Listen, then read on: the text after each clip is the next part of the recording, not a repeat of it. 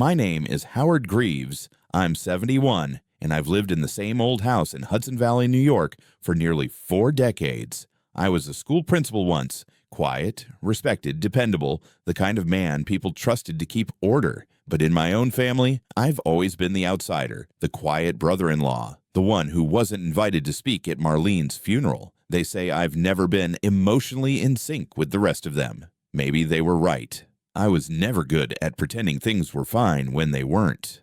That's why, when I saw her photo light up Delilah's phone, a photo of my wife taken after her death, I knew something in this house had never died. And last night, I think it came back. The phone buzzed again, violently this time, sliding half an inch across the counter. Delilah's name glowed across the top. A notification banner hovered beneath it. One image. I didn't plan to look, didn't want to.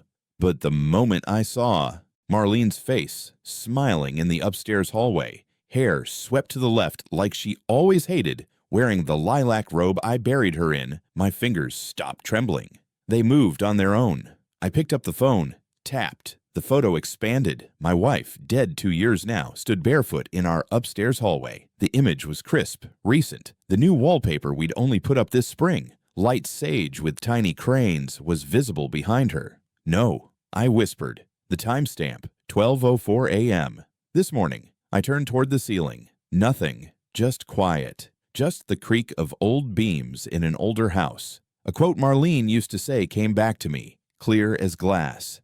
Time doesn't heal. It only hides the bruises under better clothes.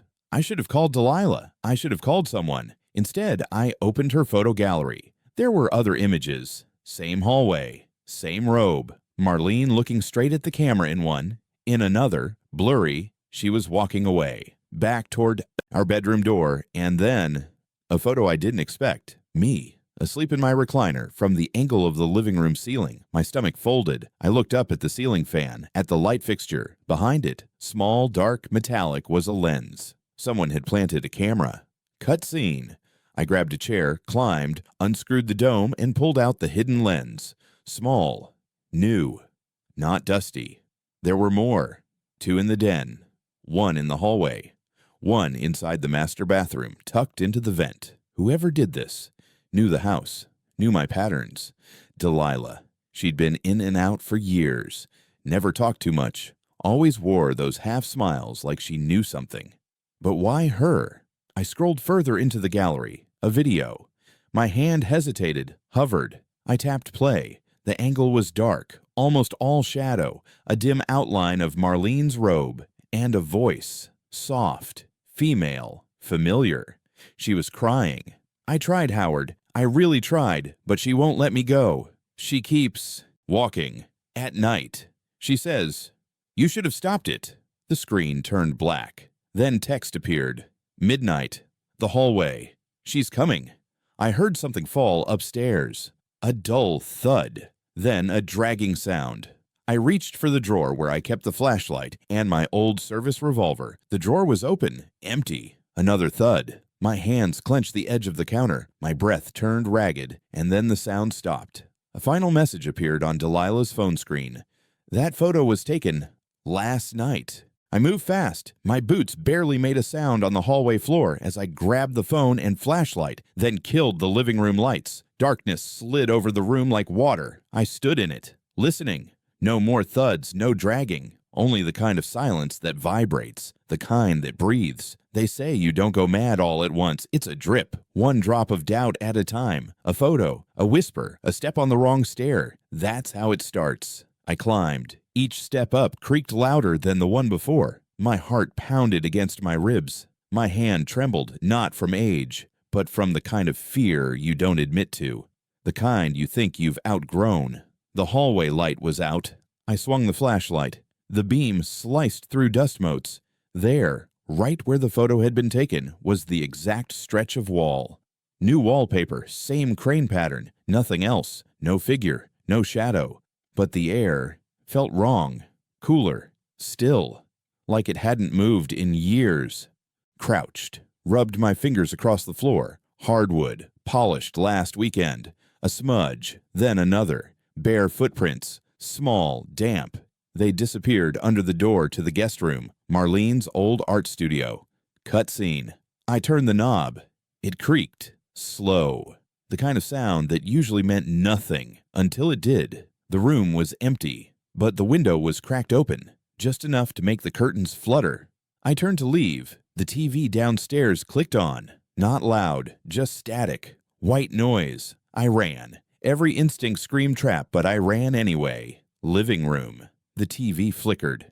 I didn't touch the remote. I didn't have a remote. The screen blinked. Then a video started to play. No menu, no source. Just Marlene. Back turned. That robe again. She stood in our backyard, silent until she turned to the camera. Howard, she said, like she'd been waiting. The video cut, then static. I stepped back. The phone buzzed again. New message from the same anonymous number. You should have listened to her. Midnight. Basement. My thumb hovered over the reply button. Another message arrived before I could type. It's already begun. Cutscene. I grabbed the keys. Opened the basement door. Dark. Still. That old metal smell of rust and rot. The flashlight beam caught the edge of a spiderweb, silver-threaded and trembling. Each step down echoed. The floorboards above creaked once behind me. I froze. Listened. No footsteps. Just that soundless watching. The basement wasn't empty. Tools, shelves, boxes, everything as I left it. Except one thing. The furnace had been moved, only slightly, but enough. Behind it, bare drywall, but newer, cleaner, a square patch. I knocked. Hollow. I grabbed a crowbar from the tool rack, wrenched it into the seam. The wood split with a groan. Inside was a small wooden box, dustless. I lifted the lid. A cassette tape, black, label handwritten. Confession, Marlene. My chest tightened. Why here? Why hide this? I brought it upstairs, dug through the hall closet until I found the old tape deck. Click, whir, play, static. Then her voice, shaky, breathing hard. If you're hearing this, it means I was right. It means it never left. I don't know what it wants anymore. I don't think it's just me. I think it's waiting. Silence. Then she whispered, and they're still in the house. I didn't sleep. Couldn't. Tape still in the player, her voice still echoing. They're still in the house. What did that mean? Someone? Something. Every inch of the house now felt rigged, not with traps, but with memory, with presence. Every creak could be breath, every shadow a warning. I killed the lights again. Sat in the dark with just the screen of Delilah's phone. I typed, "Who are you?" Send. The reply came before I could blink. You don't want to know. But she did. Then nothing. My eyes burned. My fingers curled into fists. The dead don't talk. The dead don't walk. But Marlene had warned me. I didn't listen. We don't break because we're weak. We break because we've been strong too long. Cutscene. I rose, moved to the staircase. Halfway up, a sharp click behind me. I turned. Nothing. Another click. This time upstairs. A slow, metallic shift. I climbed, each step, slower than the last. At the top, the hallway was empty. I scanned left. Guest room, door open, master bedroom, dark. Office, shut tight. A breath caught in my throat. Then I heard it. A woman's voice, low, shaky, talking. From inside the office. I crept closer, eased my hand to the doorknob, twisted. The door creaked open. No one there. Just the desktop monitor glowing faint blue. A video paused, Marlene's face frozen mid-sentence. I hit play. She said the walls are listening now, Marlene whispered. She said he never really left. I slammed the monitor off. The reflection in the black screen caught me. Not me. Someone behind me. I spun. Empty hallway. My breath dragged. A shiver rolled down my spine. The phone buzzed. Delilah's number, calling herself. I answered. Delilah. Silence. Then a whisper. Howard. Don't believe what you see. Click. The line dropped. I stared at the screen. Call duration. 009. Then came the message. She's here. Check the attic. Cut scene. Flashlight. Ladder. Attic hatch above the linen closet. I pulled it down. Climbed. The attic air was dense. Dry. Smelled like old wood and sweat. The beams swept across boxes, old frames, insulation. Then, movement. Behind the far crates, a shape. Small, curled, Delilah, eyes wide, gagged, duct-taped hands, wrists bleeding. I stumbled forward. She shook her head violently. Too late. The hatch behind me slammed shut. Click. Locked. My pulse spiked. My throat locked. I knelt, ripped the tape from her mouth. Her voice rasped. "He's back." "Who?" She looked up. "Marlene's brother. Silas." I froze. "Silas died in the fire." "No, he made us think he did." Then she added, "He's the one who's been in the house all along." Footsteps on the ceiling above us. Heavy. Slow. Delilah's whisper shook. "Howard, they know you're listening." We were trapped. The attic air was heavy, the kind that made you taste the dust. Delilah coughed, wincing as she rubbed her raw wrists. I helped her sit against a box labeled Christmas '08. Her hands trembled. Mine weren't much better. "Silas is dead," I said low. "He died in that fire." Delilah looked at me like I was the fool. "You think that fire killed him?" "He started it." I froze. She went on. "He knew Marlene was going to expose him, knew she'd found what he did to that girl." "What girl?"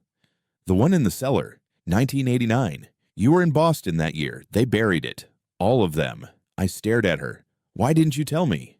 "You were the safe one, Howard. The one no one wanted to drag into the mud."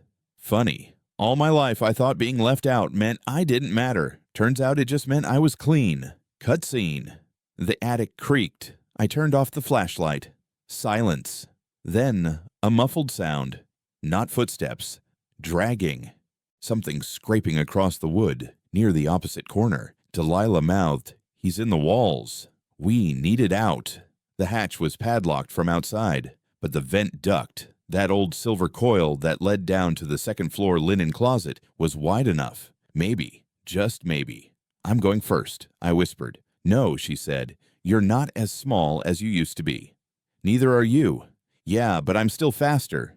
She smiled for half a second, then crawled into the duct. I held the flashlight steady, watching her feet disappear. Creak. Another sound, closer, a whisper from the wall. "Howard." I spun. Empty. Just me. Cutscene. Delilah's voice echoed from the duct. "I'm through." I reached into my pocket, pulled out the pocket knife Marlene gave me years ago, slipped it under the vent screws. Pried. 1, 2, 3. Pop. The vent panel opened. I followed. Metal clanged beneath my weight. Dust coated my lips.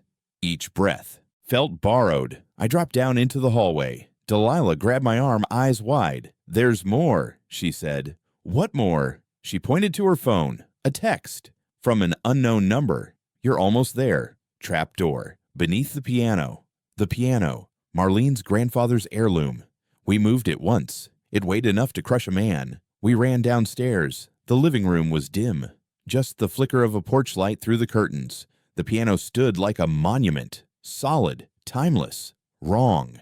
Delilah helped me move it. It scraped the floor like a scream. Beneath, bare wood. But in the corner, a metal ring. Small. Old. I pulled. A square panel lifted. A narrow wooden tunnel sloped down. Smelled like old water and ash. Delilah stared. "He built this." I grabbed the flashlight again, shined it inside. Wooden steps, moist air, carved into the side walls. Names, dozens. Some I didn't know. Then one I did. Marlene Greaves. And beneath it, scratched deeper. Then the rest. Howard. Last name on the wall. I stepped back. Delilah touched my shoulder. "He's not done yet." And from inside the tunnel, deep, low, almost human, came the sound of someone breathing. The breathing didn't stop. It stayed steady. Measured, like someone waiting. Delilah gripped my arm. "We go now, or we don't go at all." She dropped into the tunnel before I could answer. I followed. The wood creaked beneath my weight. My flashlight beam jittered with each step. The deeper we went, the colder it got. A thick wetness clung to the air, mold, dust, and something coppery. The tunnel sloped, narrowed. I whispered, "Why would he carve our names?" Delilah didn't answer. We reached a flat landing. At the far end, a steel door, rusted bolts, dented surface, a slit window too high to reach. Delilah pushed. It opened with a groan. We stepped inside. The room was concrete, Walls lined with old shelves. A single hospital bed sat dead center, restraints still attached to the rails. Chains bolted to the floor. The smell hit hard. Bleach and mildew. And something beneath that. Something long dead. Delilah covered her mouth. This wasn't a room, she said. It was a cage.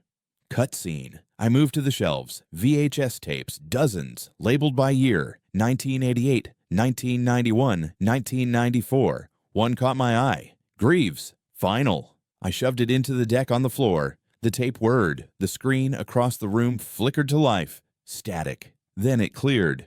Marlene. She was sitting in this very room, back hunched, wrists wrapped in gauze. I kept your secret, Silas, she said.